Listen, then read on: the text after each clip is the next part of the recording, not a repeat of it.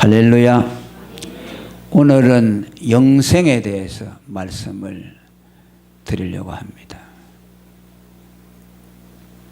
오늘 여기 48절에 보면 이방인들이 하나님의 말씀을 듣고 찬송하며 영생을 주시기로 작정된 자는 다 믿더라 라고 말씀합니다.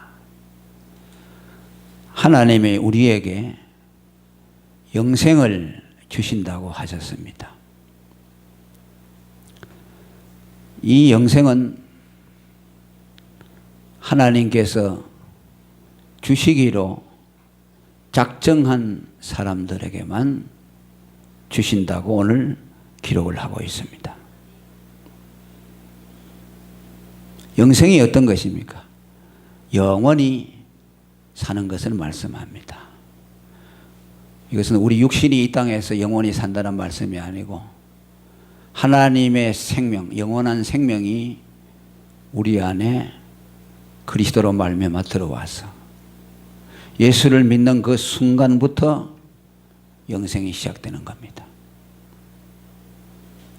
우리는 흔히 생각하기를 예수 믿는 사람이 죽어서 영원한 영생을 한다고 생각하는데 그것이 아니고 예수를 믿고 제사함 받아서 예수님의 생명이 우리 안에 들어오면 그때부터 영생이 시작이 되는 겁니다. 그래서 그 영생으로 지금도 우리가 살고 있고 죽음이 온다 할지라도 육체의 죽음이 우리를 엄습하더라도 그 영원한 생명은 소멸되거나 손상을 받지 아니합니다. 그 영원한 생명을 우리는 아직 그 가치를 알지 못하지만은 우리 육체를 벗어버리는 그 순간에 우리 안에 영원한 생명이 드러나게 될 것입니다. 아, 내 실체가 이 영생이었구나. 내가 이 세상에 살면서 내 안에서 역사하시던 그 예수님의 생명이 이것이구나 하는 것을 우리는 그때 깨닫게 됩니다. 이것은 반드시 하나님의 작정에 의해서 된다는 말씀입니다. 그래서 이 영생이라는 것이 얼마나 귀한 겁니까? 하나님의 생명이 우리 속에 들어오는 것인데 이것을 하나님이 함부로 우연히 또 우리의 어떤 것에 의해서 결정되어지도록 하지 않았어요. 하나님이 작정하시고 영생을 주시기로 한 자들에게만 영생이 허락된다는 겁니다. 마태복음 10장 29절에 보면 참새 한 마리가 땅에 떨어지는 것도 하나님의 작정과 허락 속에서 된다고 말씀합니다. 참새 한 마리가 한 아사리온에 팔리는 것이 아니냐. 그러나 그 한 마리도 하나님이 허락하지 아니하시면 땅에 떨어지는 일이 없다. 포수가 총을 탁 쏴서 총이 맞아서 떨어졌다고 말해요. 10마리가 앉아있는데 한 마리가 딱 맞아 떨어졌다고 말해요. 그 포수가 실력이 좋아서 맞힌 것도 아니고 하나님이 그 10마리 가운데 한 마리를 땅에 떨어지도록 허락했기 때문에 떨어진다는 겁니다. 그러니까 영생이라는 것은 여러분 영원한 생명인데 그걸 아무렇게나 주겠습니까?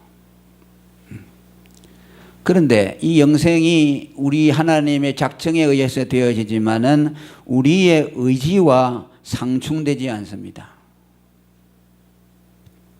하나님이 영생 주기로 작정했기 때문에 하나님의 작정과 주권에 속해 있기 때문에 그러면 나는 무엇이냐라는 생각이 들죠.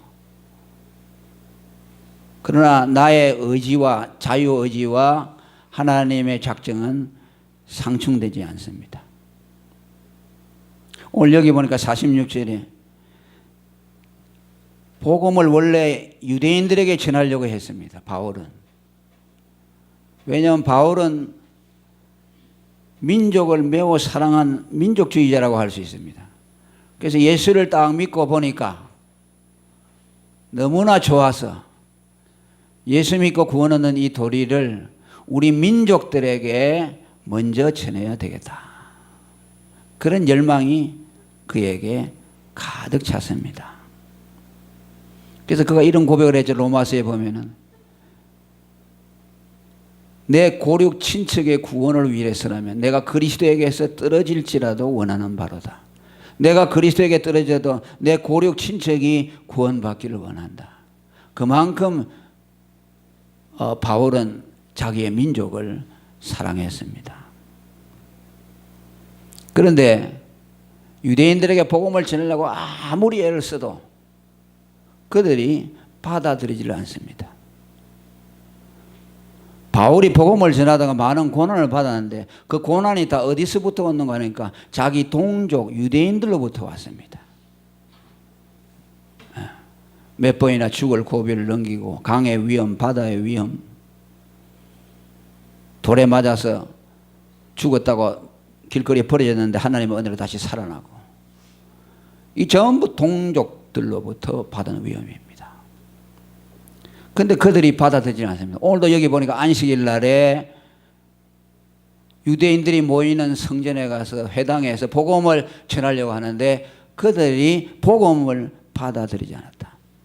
46절에 보니까 저희가 버리고 영생 얻음에 합당치 않은 자로 자처하기로, 영생 얻음에 합당치 않은 자로 자처하기로 이제 그가 이방인들의 사도가 되어서 이방인들에게 복음을 전하는데 그 이방인들이 하나님이 영생 주기로 작정된 자들이 다 믿었다고 말씀합니다. 그러니까 유대인 종동족들이 영생을 얻지 못하고 작정받지 못했다는 건 뭐냐면 자기들이 원하지 아니했다는 겁니다. 그러니까 하나님이 그들을 영생에 들기로 작정하지 아니했기 때문에 그들 역시 복음을 거부했다는 말씀이에요.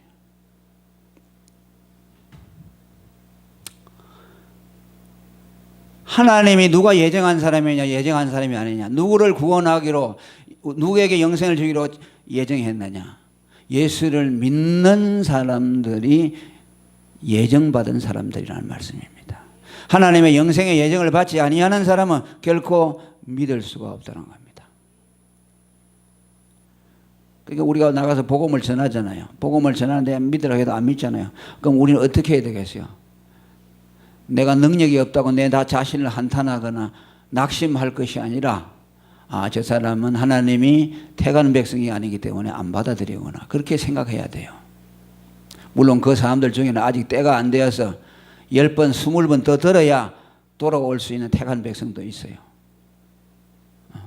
그래서 우리는 낙심하지 말아야 돼요. 이사야 선지자의 말씀을 예수님이 인용해서 요한복음 12장 39절에 말합니다. 왜 저들이 나를 믿지 아니하느냐? 예수님이 나를 믿어라, 나를 믿으면 구원받고 영생받는다고 했는데 왜 믿지 아니하느냐 하니까 하나님이 그들의 눈을 멀게 하시고 마음을 완고하게 하여서 그 말씀을 들어도 깨달지 못하고 믿지 못하도록 하나님이 만들었기 때문이라고 말씀합니다. 하나님이 그들에게 영생을 주지 아니하기로 작정했기 때문에 그들의 눈을 멀게 하고 믿지 못하도록 하셨다. 그래서 하나님의 작정과 인간의 믿음은 같이 가는 겁니다. 오늘 저와 여러분이 예수를 믿었다는 것은 하나님이 여러분들을 영생 주시기로 작정한 때문에 믿게 되었습니다. 하나님이 영생 주기로 작정되지 아니했다면 믿을 수가 없습니다. 한 사람도 믿을 수가 없어요. 그래서 제가 감사하는 그 가운데 가장 큰 부분이 뭐냐니까 신앙에 있어서 하나님의 작정입니다. 그래서 어찌 내가 예수를 믿게 됐는가? 세상에 많은 사람들이 받아들이지를 못하는 예수를 내가 어떻게 믿게 됐는가? 그걸 생각할 때에 내 마음속에 감격이 일어납니다. 이 세상에서 가장 어려운 일이 뭐냐? 예수 믿는 일입니다. 여러분, 우리가 세상의 지식 같은 것은 습득하면 됩니다. 뭐 의학 지식 같은 것도 아무리 어려워도 공부를 하면은 그게 알아지죠. 그러나 이 믿음이라는 것은요, 하나님이 택하여 주시고 그에게 은혜를 주지 아니하시면은 절대로 믿을 수가 없어요. 못 믿어요. 그래서 이 세상에서 가장 큰 기적은 예수 믿는 겁니다.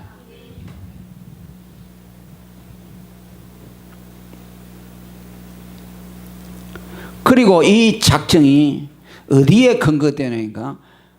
믿음에 의해서 영생을 얻도록 작정되었다고 말합니다. 자, 48절 다 같이 읽어봅니다. 시작.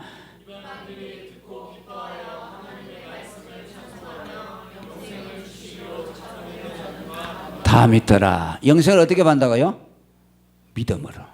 따라합니다. 믿음으로. 믿음으로.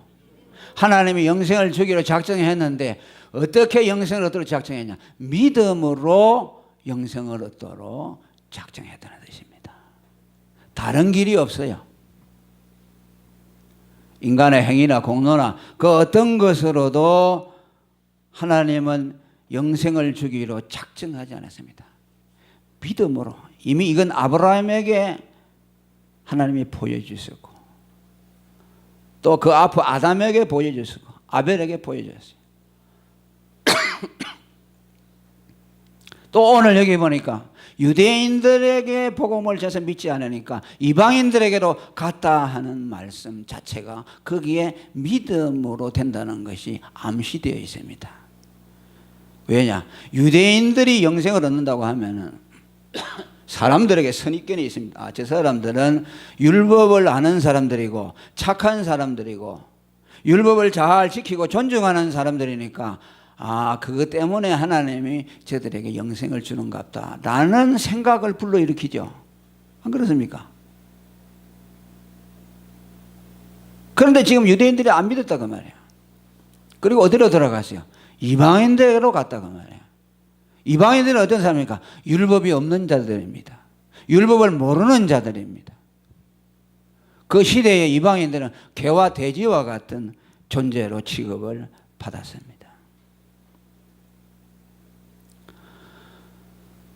이방인들이 영생을 얻도록 작정되었다는 말은 거기에 인간의 선이나 의나 공로가 영생에 개입이 될 수 없다는 것을 암시하고 있어요. 여러분, 이방인들이 그 당시에 얼마나, 아까 조금 전에 말했지만 개와 돼지와 취급받았는데 그 사마리아 사람들은 잡종인데요, 이방인과 유대인들이 섞인 사람들입니다. 그들이 살고 있는 지역은요, 유대인들이 통과하지 않습니다. 뺑 돌아가요. 왜? 그들은 그 개와 돼지와 같으니까 상종을 안 합니다.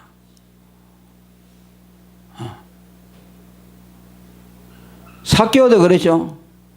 삭개오도 그 왕따 시켰습니다. 아무도 유대인들이 그 사람을 상종하지 않았습니다. 그러니까 아무도 그를 친구해 주는 사람이 없고 아무도 그와 상종하지 않으니까 늘 외로운 사람입니다. 그런데 예수님이 삭개오의 집에 들어갔습니다. 그러니까 주위의 사람들이, 그 동네 사람들이 깜짝 놀랐습니다. 아니, 저 예수가 어찌 죄인의 집에 들어가냐? 너 선생 훌륭한 사람이라고 하는데 왜 죄인의 집에 들어갔느냐고 말합니다. 그럴 정도로 이방인들과 사마리아 사람들은 그 당시에 아주 멸시당하던 사람들입니다. 그들이 영생을 얻는다는 것은 믿음 외에는 영생 얻을 길이 없다는 것을 우리에게 가르쳐줍니다. 그래서 믿음으로 영생을 주시기로 작정했다. 오늘로 말하면 정가 20번, 30번 강도질하고 온갖 나쁜 짓을 하는 자들에게 예수님이 너에게 영생을 준다는 겁니다. 지금 교도소에서 금방 나왔어요. 정가 30범이요. 그런데 예수님이 너 영생을 준다는 겁니다. 여러분, 이거 받아들일 수가 있겠습니까? 그러니까 유대인들을 눈에 볼 때는 예수라는 자가 이건 아주 말도 안 되는 소리요. 죄인들하고 다니면 그 죄인들을 향해서 나를 믿기만 하면 구원을 받고 영생을 얻는 하나님의 아들이 된다고 말합니다. 그들의 가치관으로 본다면 도무지 받아들일 수가 없어요. 그런데 예수님은 그렇게 하시는 분입니다. 하나님은 누구를 구원하느냐? 죄인들을 구원하십니다. 그런데 그 구원은 어떠냐? 오직 믿음으로 은혜로 구원해 주신다는 겁니다. 인간의 의가 개입될 수가 없습니다. 사마리아 여자 상종하지 않는 사람입니다. 그가 그리스도를 믿었어. 이제 너가 내가 주는 물을 먹으면 다시 목마르지 않는다. 무슨 말입니까? 그 여자에게 영생을 주었다는 뜻입니다. 이 야곱의 우물에서 나는 물을 마시면 다시 목마르니와 내가 주는 물을 마신다는 것은 예수님이 영생을 준다는 말이에요. 다시 목마르지 않는다. 그 여자는 남편이 5이고 지금 있는 남편도 자기 남편이 아닙니다. 또 다른 이 말은 뭡니까? 다시 이 남편도 바꾸고 새 남편을 앞으로 맞이해야 한다는 뜻입니다. 개차반이죠. 그런데 그가 예수를 믿었더니 그 자리에서 구원을 받았습니다. 삭개오도 그랬습니다. 오늘 이 사람이 아브라함의 후손이 되었다. 돌들로도 아브라함의 자손이 되게 한다는 그 성경 말씀을 그대로 삭개오에게 응하도록 했습니다. 오늘 여러분, 저와 여러분이 영생을 얻는 것은 하나님의 은혜로 얻습니다. 오직 믿음으로 얻습니다. 다른 길이 없어요.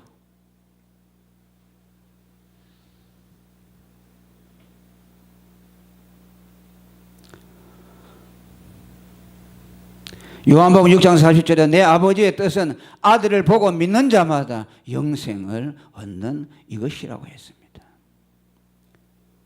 너무나 쉽기 때문에 이것을 받아들이지 못하는 사람들이 많습니다. 왜 하나님이 우리에게 은혜로 오직 믿음으로 영생을 얻게 하셨는가? 이 영생을 받아들일 만한 가치로운 일들을 우리는 제공할 수 있는 힘이 없습니다. 그것을 살 만한 우리에게 자본이 없습니다. 왜? 죄인이기 때문에. 그래서 오직 은혜로만 얻도록 하셨습니다. 로마서 6장 23절에 죄의 삭은 사망이요 하나님의 은사는 그리스도 예수 우리 주 안에 있는 영생이라고 말합니다.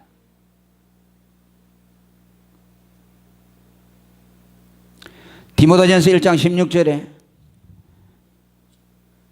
바울은 내가 영생을 얻는 것은 오직 하나님의 공유를 입은 것이라고 말합니다. 여러분들에게 하나님이 영생 주기로 영원전에 작정한 것은 뭐냐? 하나님이 이 많은 사람들 가운데서 여러분들을 고르고 뽑아고 사랑해서 무조건적인 선택에 의해서 영생을 선물로 주신 겁니다. 하나님의 기쁘신 뜻입니다.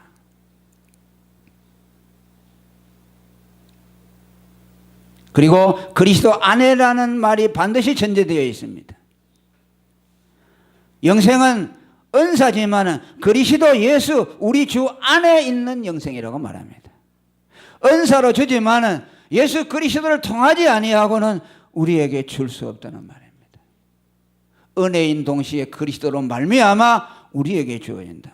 무슨 뜻입니까? 그리스도의 대속의 공로로 말미암아 그분의 의를 우리에게 입혀주심으로 그 의로 말미암아 영생이 주어지도록 하셨습니다. 영생이 오기 전에 먼저 뭐가 와야 되느냐? 하나님의 의가 와야 합니다. 아멘. 의가 모든 축복의 핵심이에요.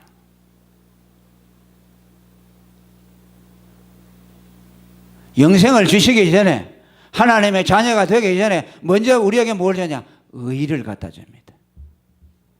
우리는 죄인이기 때문에 의가 있어야만 영생을 소유할 수 있게 되고 하나님의 자녀가 될 수 있어요. 그래서 로마서 5장 21절에 보면 은혜도 또한 의로 말미암아 왕노를 하여 우리 주 예수 그리스도로 말미암아 영생에 이르게 하려 함이라. 의로 말미암아 왕노를 한다라는 말씀은 뭐입니까? 하나님의 은혜가 의를 통해서 그 의가 그 사람을 전적으로 지배하여 영원한 생명이 그리스도로 말미암아 오게 했다는 뜻입니다. 우리에게 은혜로 믿음으로 주시는데 그것이 예수 그리스도로 말미암은 의가 우리에게 입혀지는 것을 통해서 영생이 주어진다는 것이죠. 의가 없으면 영생을 얻을 수 없어요. 그래서 예수님이 십자가에서 우리를 대신해서 죽어주심으로 예수님이 우리의 의가 되어주셨습니다.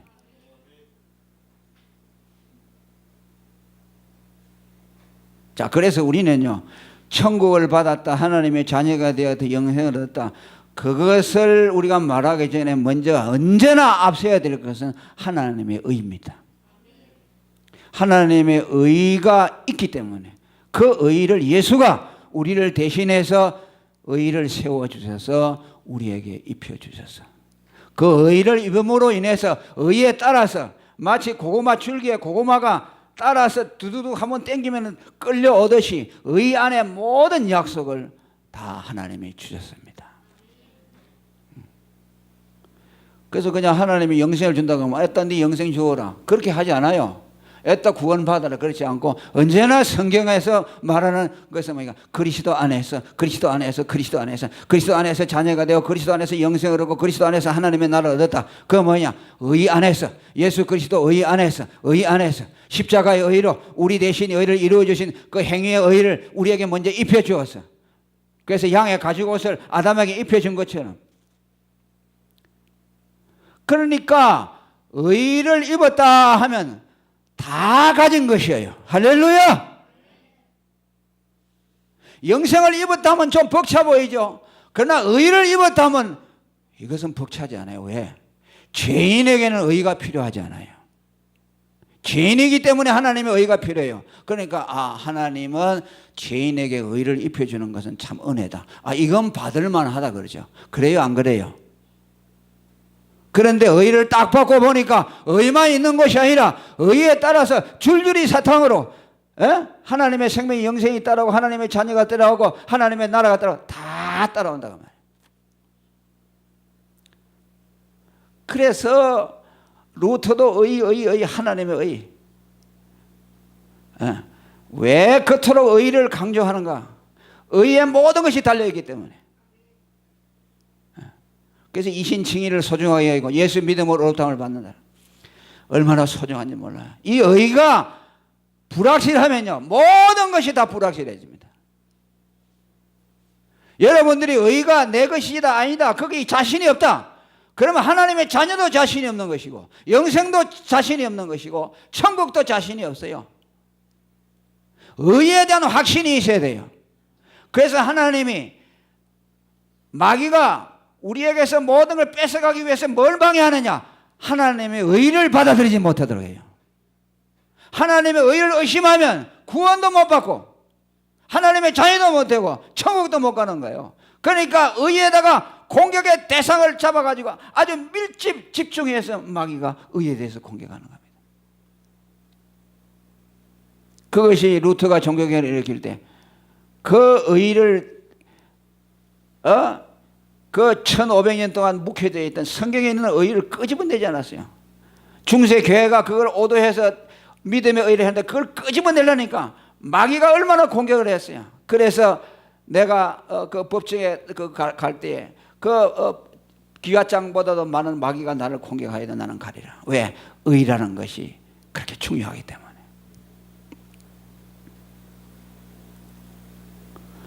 디도서 3장 7절에 우리로 저의 은혜를 힘입어 어렵다 하심을 얻어 영생의 소망을 얻게 되었다고 말합니다. 따라합니다. 어렵다 하심을 얻어 영생의 소망을 얻었다. 영생 앞에 의가 있다. 요한복음 6장 54절에 내 살을 먹고 내 피를 마시는 자는 영생을 가졌다고 말합니다. 무슨 말입니까? 예수님의 죽음을 받아들임으로, 예수님의 죽음을 받아들인다는 것은 예수님의 의를 받아들인다는 것이요, 나의 죄값으로 받아들여서 그 죄값을 가지고 하나님 앞에 나가서 이걸 나의 의로 내어놓는다. 그래서 예수님의 살과 피를 먹는다는 말은 예수님의 의를 받아들인다. 아멘. 예수님의 의를 받아들이는 사람에게는 영생이 있다는 말씀이에요. 그래서 여러분은 자나깨나 의. 아멘.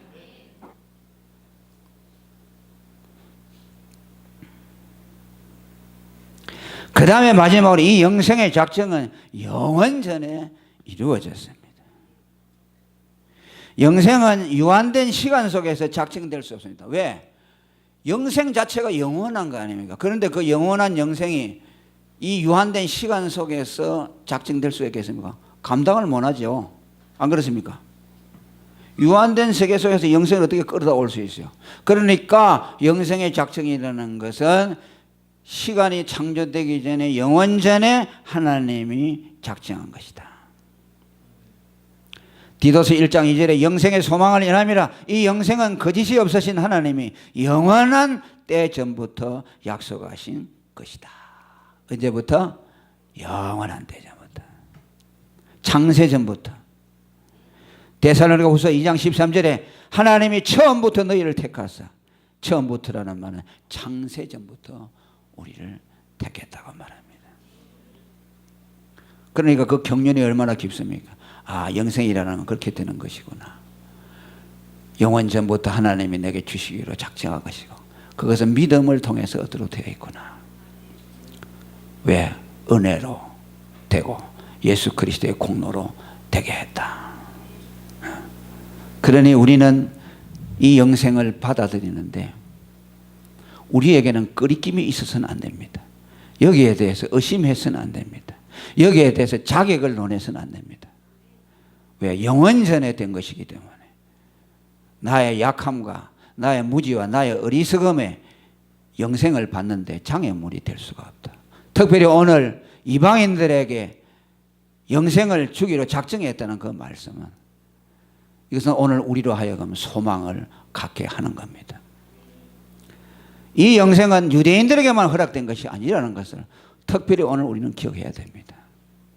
이미 바울을 통해서 오늘 말씀한 대로 이방인의 사도로 이방의 빛을 삼기 위해서 너를 택했다고 오늘 말씀했습니다. 이것은 이사야 선지자를 통해서 이미 우리에게 보여주신 겁니다.